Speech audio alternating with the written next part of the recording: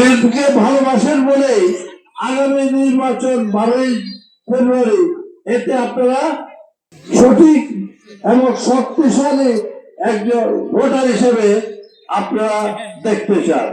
নির্বাচন এবার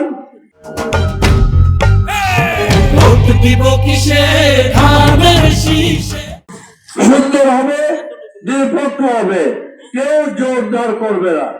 কাজে আশা করি আপনারা নির্বাচনের দিন, ভোটের দিন সকলে সুন্দরভাবে এসে ধানের শেষে ভোট দিবেন। কিন্তু আপনারা কি পাবেন? ধানের শেষে ভোট দিয়ে লাভটা কি বলেন তো? কিছু আমাদের নেতা কর্মীরা আপনাদের কাছে গেছে বাড়ি বাড়ি, কি গেছে কিনা বলেন?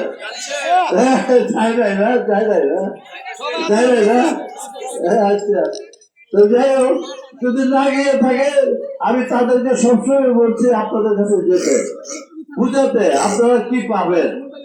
একটা তো অনেক কিছু পাবে, রাস্তাঘাট পাবে, শিক্ষা পাবে, স্বাস্থ্য পাবে, কর্মসংস্থান পাবে, সবই পাবে। কিন্তু আপনারা নারী হিসেবে কি পাবেন?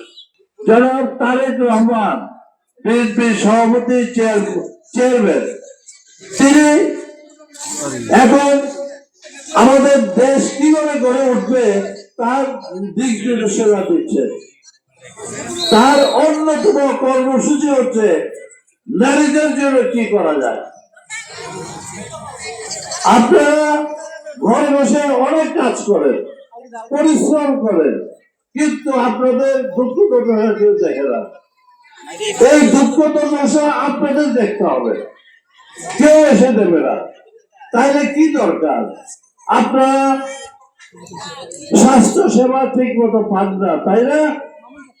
বিগত 15 বছর আপনাদের স্বাস্থ্য সেবা, আপনাদের নারী শিক্ষা, আপনাদের কর্মসংস্থান সম্বন্ধে কেউ কিছু বলে নাই, দেয় নাই। দিয়েছে বলেন? আপনাদের কোনো অসুখ বিসুখ হলে আপনাদের যেতে হয় ব্রাহ্মণবাড়ে, না হয় কুমিল্লা, না হয় কসবা করা, কিন্তু ঘরের দ্বারে তো কিছু সেবা পাচ্ছেন না। আমাদের মেইন কর্মসূচি হচ্ছে এখন স্বাস্থ্য সেবা কিভাবে ঘরের ধারে পৌঁছানো যায়।